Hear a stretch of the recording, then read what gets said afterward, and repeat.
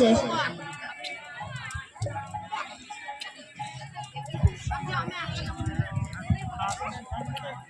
বাবা, তুমি এখানে বসে কি করছো? কবিরাজ আমাকে বেরোতে বারণ করেছে, তাই আমি সারাদিন এইখানেই বসে থাকি। আহা, বাছা বাছা, তোমার কি হয়েছে? আমি জানি না, আমি তো কিচ্ছু পড়িনি, তাই আমি জানি না আমার কি হয়েছে। দইওয়ালা, তুমি কোথা থেকে আসছো? আমি আমাদের ওই গ্রাম থেকে আসছি। তোমাদের গ্রাম? অনেক দূরে তোমাদের গ্রাম?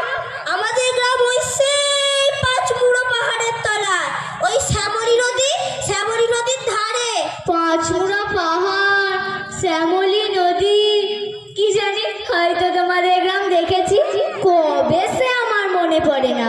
তুমি দেখেছো ওই পাহাড় তলায়? কোনোদিন গিয়েছিলে নাকি? না না, কোনোদিন যাইনি, তবে কিন্তু আমার মনে হয় যেন আমি তোমাদের গ্রাম দেখেছি। অনেক পুরনো কালে খুব বড় বড় গাছের তলায় তোমাদের গ্রাম, একটা লাল রঙের রাস্তার ধারে না? ঠিক ঠিক ঠিক বলেছো বাবা।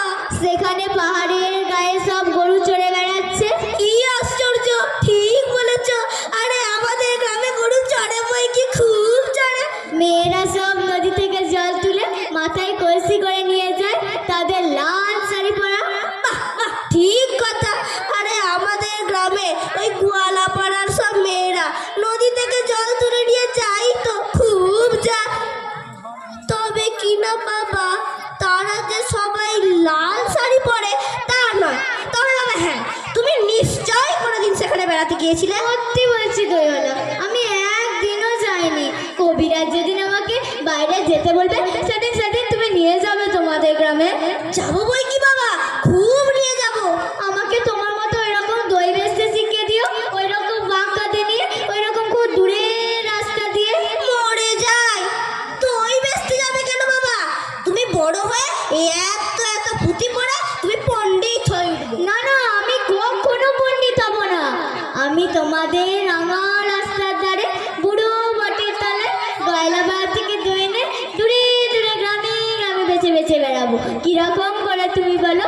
দই দই দই আমাকে সুরটা শিখিয়ে দাও। হায় পোড়া কপাল, এই সুরও কি শেখবার সুর? না না না না, ও আমার শুনতে খুব ভালো লাগে। আকাশের খুব শেষ থেকে যখন পাখির ডাক আসলে মন উদাস হয়ে যায়, তেমনি ওই রাস্তার মোড় থেকে যখন তোমার ডাক আসছিল, আমার মনে হচ্ছিল